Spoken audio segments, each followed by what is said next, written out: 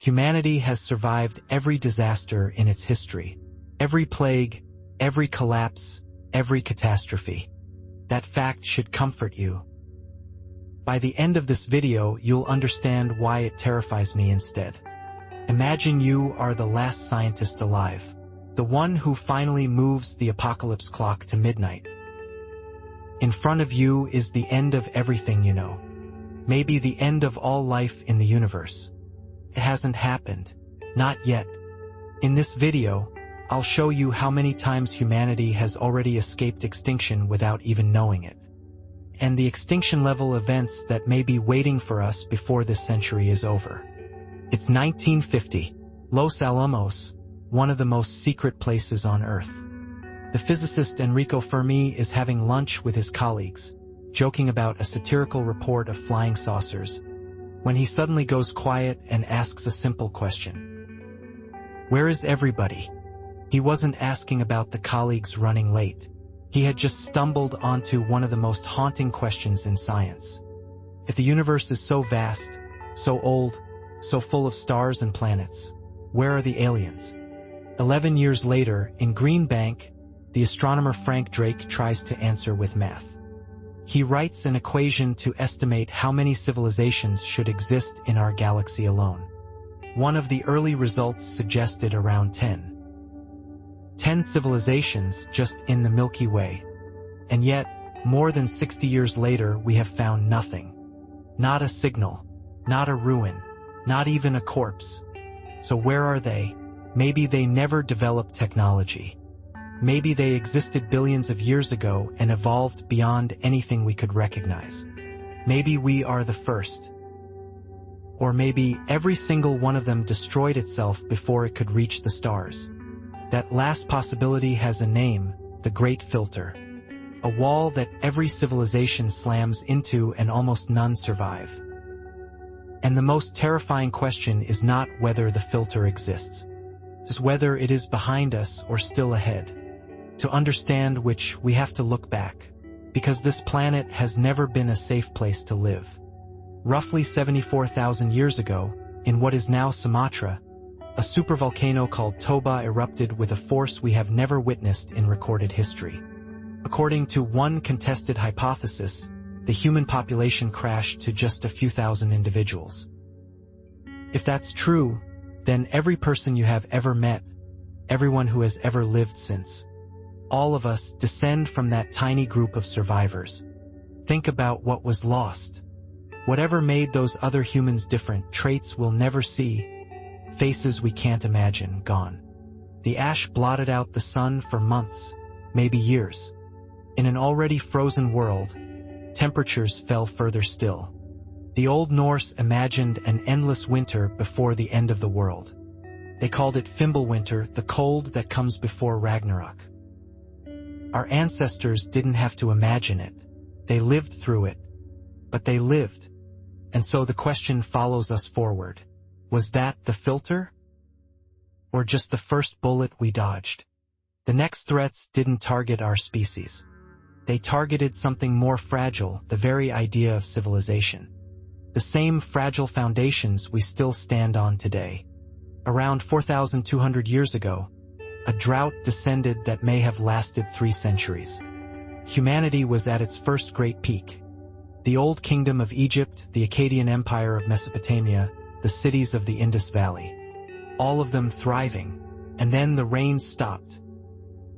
The structure that civilization had just invented came apart. Famine spread upward from the poorest, and the whole pyramid of society buckled. Even as the pyramids of Giza still wore their golden caps.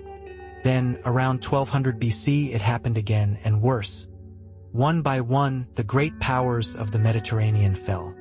The Mycenaeans, the Hittites, some blame drought, some earthquakes, some a mysterious force history only remembers as the Sea Peoples. We still don't fully know. What we do know is the result. A collapse so deep that writing itself was forgotten. For generations, almost no one could read or write. An entire world went dark. The most powerful empire of the ancient world was Rome. And what nearly broke it wasn't an army. It was something too small to see. In 541, the plague of Justinian struck the Eastern Roman Empire. At its peak, Constantinople may have buried thousands of people every single day. By some estimates, the plague killed tens of millions across the known world, a staggering share of all the humans then alive. And it wasn't the last time. In 1348, the same horror returned to Europe as the Black Death, erasing something close to half the continent. Twice, a creature smaller than a grain of dust brought our species to its knees. Every one of these, the volcano, the droughts, the plagues, taught the same lesson. Not that we are doomed, but that we are fragile. And every bullet we dodged came from nature blindly. The next ones we built ourselves. In October 1962, the Cuban Missile Crisis brought the world to the edge of nuclear annihilation. For 13 days, the species held its breath. It almost happened again in 1983, when a Soviet early warning system told Officer Stanislav Petrov that American missiles were incoming. Protocol said report it, which meant retaliation, which meant the end. He decided alone that it was a false alarm. He was right. One man's doubt is the reason you are alive. Sit with that for a second.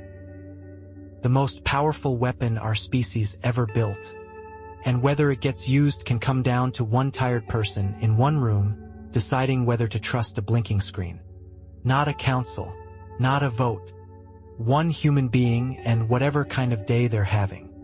Then we learned that we didn't even need a war. In 1986, Chernobyl showed that a single technical failure could poison a continent. In 2011, a magnitude 9.0 earthquake struck Japan. A tsunami surged inland with waves up to 10 meters high. They tore into the Fukushima Daiichi plant, and the reactor cores began to melt. Each time we came closer, closer than most people ever realized. And some bullets we didn't even notice as they passed.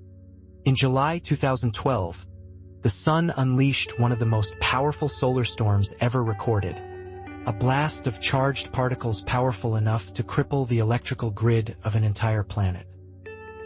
It tore through Earth's orbit and hit nothing, because just 1 week earlier, our planet had been sitting exactly where that storm passed through. We missed the end of modern civilization by a matter of days. And almost no one knows it happened.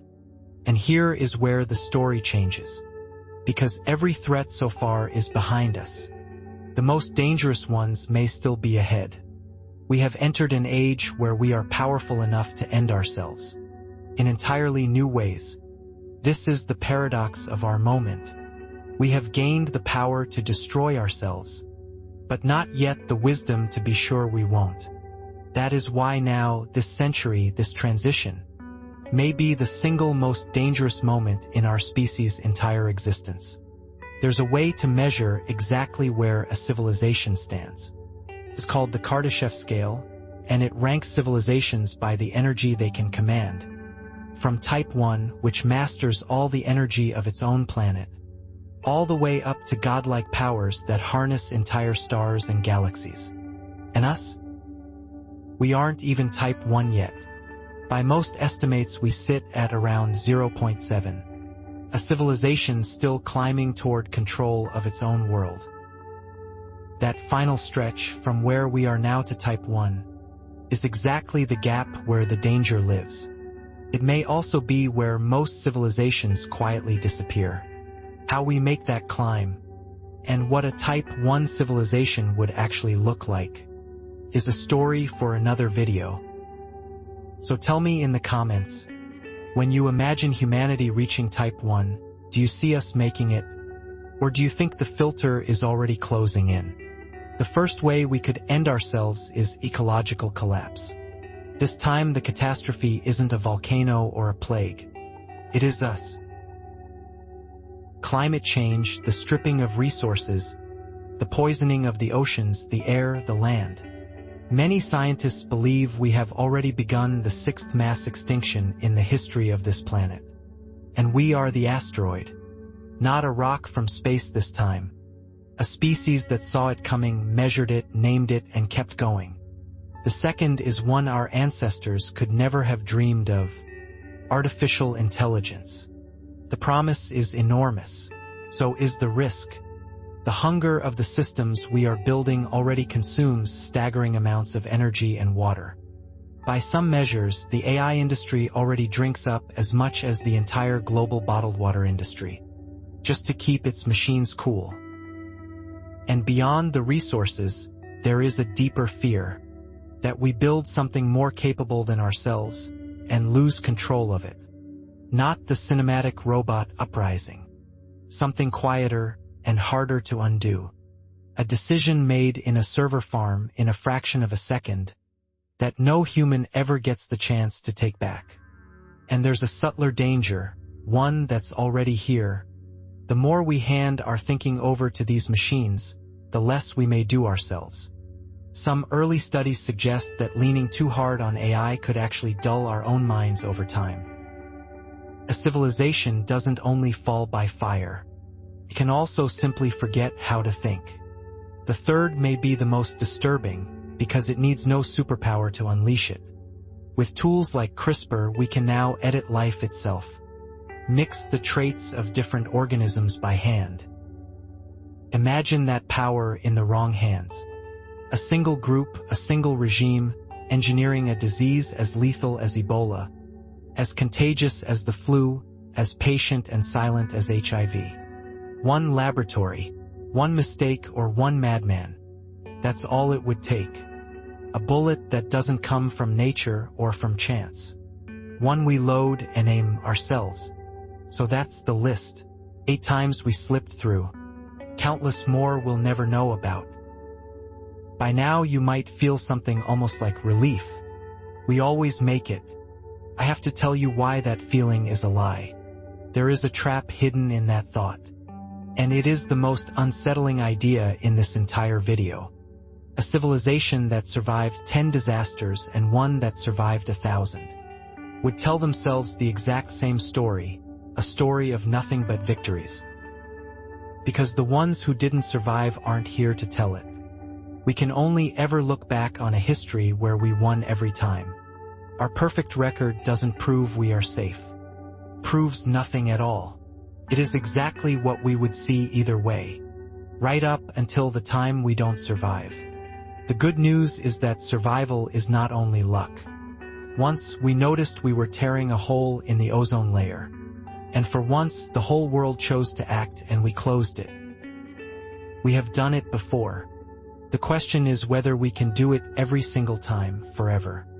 Because to cross the great filter, to become the kind of civilization that outlives its own planet, we don't have to be lucky for one more year. We have to be lucky and wise for every year that follows. The clock is still ticking. Nobody has moved it to midnight. Not yet. Subscribe to learn more stories.